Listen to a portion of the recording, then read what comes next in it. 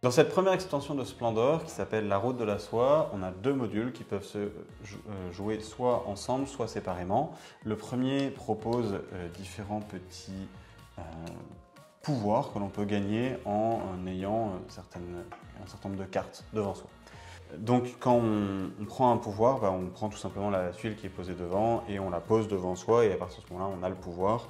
Donc par exemple sur celui-ci, à chaque fois que j'avais acheté une carte, dorénavant je pourrais piocher un jeton.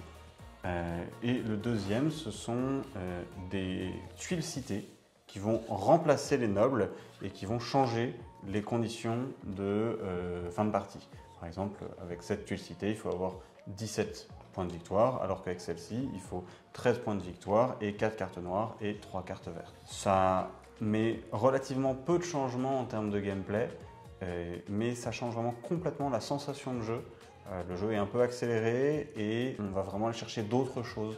On va plus faire fonctionner le moteur de cartes, aller chercher des petites cartes, aller construire quelque chose sur le long terme.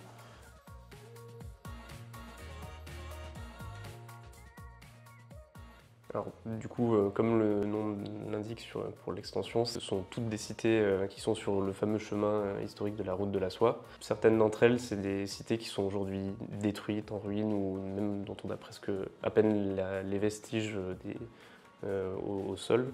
Et d'autres sont toujours bien présentes aujourd'hui.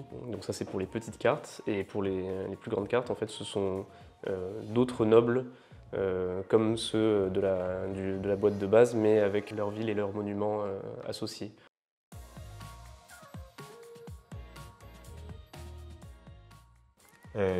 Les comptoirs sont des villes-étapes importantes, des comptoirs de commerce où on va souvent avoir un certain nombre de caravanes qui viennent de différents points autour de la route de la soie, au nord et au sud de la ville, qui vont se retrouver. Et puis la caravane qui fait toute la route de la soie, qui va y passer pour prendre les choses, redéposer ce qui vient d'ailleurs et ça se redispatche ailleurs depuis ces villes. En fait, ce sont des points de rayonnement.